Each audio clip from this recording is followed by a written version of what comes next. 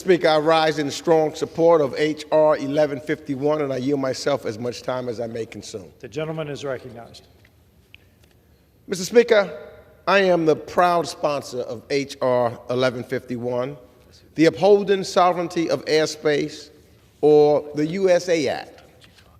And first I want to thank Chairman Michael McCall for co-leading this bill and for his partnership on the House Foreign Affairs Committee in presenting a united front on this very important issue. On January 28th of this year, a PCR surveillance balloon intruded our airspace. The balloon then flew across our nation, trying to gather intelligence from sensitive American military sites. This was an unacceptable violation of U.S. sovereignty.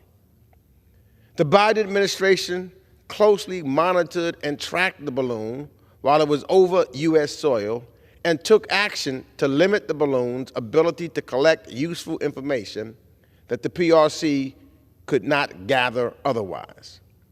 On February 4th, once it no longer posed a danger to Americans on the ground, the United States military shot down the balloon off the coast of South Carolina. President Biden safely and successfully took down the balloon in a way that allowed us to collect the debris and learn more about the PRC's surveillance program and capabilities. Since that day, the Biden administration has smartly declassified additional information about the PRC's global program and shared it with our allies and partners. We have learned that the United States and Canada aren't alone. PRC surveillance balloons have violated the sovereignty of over 40 nations across 5 continents. This blatant disregard for the airspace and sovereignty of other nations is not only contrary to international rules, it is dangerous and provocative.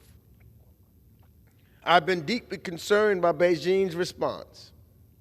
Instead of apologizing, Beijing has resorted to denials and absurd misinformation and propaganda. Instead of making amends, Beijing has exacerbated tensions between our nations. Now, I know that the United States of America will not be brought down by any balloon. We are the greatest, the strongest nation on this planet. And that's why it was important to have this bipartisan legislation. And by doing that, the House can clearly declare that such a violation of international law and U.S. sovereignty will not be tolerated and must not happen again. H.R. 1151 calls on the administration to coordinate with our allies and partners and work within international organizations to call Beijing out for its repeated infringement of country sovereignty around the entire planet. It also authorizes the President to hold responsible parties accountable through sanctions and calls for reporting and export controls by the Bureau of Industry and Security to disrupt the PRC's military-civil fusion efforts related to its surveillance balloon program. Mr. Speaker,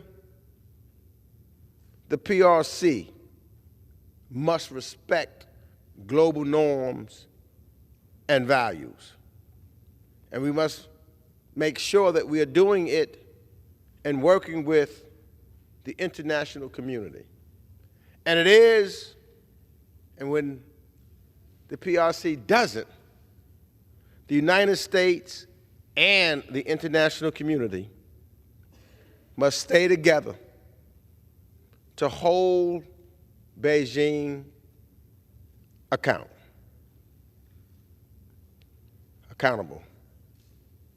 And it's for this reason I support this legislation and ask my colleagues to do the same. And with that, I reserve the balance of my time. The gentleman from New York.